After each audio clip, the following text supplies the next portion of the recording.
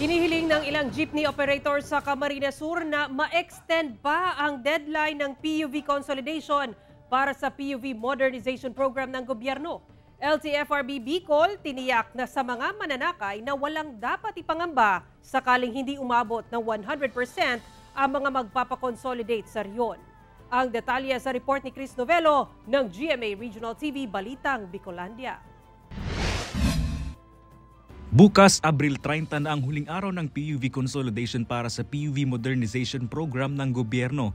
Pero hanggang ngayon ay hindi pa rin nagpapakonsolidate ang jeepney driver at operator na si Eduardo Armendi ng Camarines Sur dahil sa kawalan nito ng budget.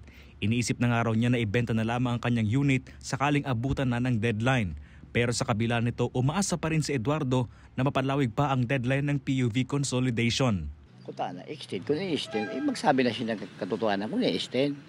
Saka ako anong operator na nagugulan sa isip. Siyempre mahadit ka na kung biglang na ikapabayayon. Rutang Naga-Calabanga vice versa sa Camarines Sur ang biyahe ni Eduardo at isa siya sa halos 20 pang jeepney driver sa naturang ruta na hindi pa consolidated. Una nang sinabi ng LTFRB Bicol na mayroon pang natitirang 15% sa rehiyon na hindi pa napapakonsolidate na kung magkataon ay mawawalan sila ng prangkisa at magiging kolorum na at hindi na sila makakapasada pa. Dahil dito hindi maiwasan mga ba ng ilang mananakay. Especially po kasi wala kaming own vehicle.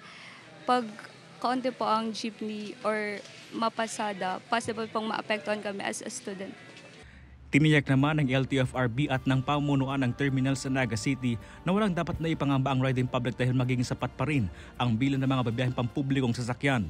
Kung sa mga pasahero digdi yung masasakyan ninda, kadakol, nasa yan, 100 unit yan, biyaheng Calabanga. Si itong de pa mang so de karo makabiyahe, kasino pa sa naman to. Kaugnay nito, patuloy ang panawagan ng LTFRB Bicol sa mga hindi pa napapakonsolidate na may 2 araw pa para humabol. Mula sa GMA Regional TV Balitang Bicolandia, Chris Novelo nagbabalita para sa GMA Integrated News.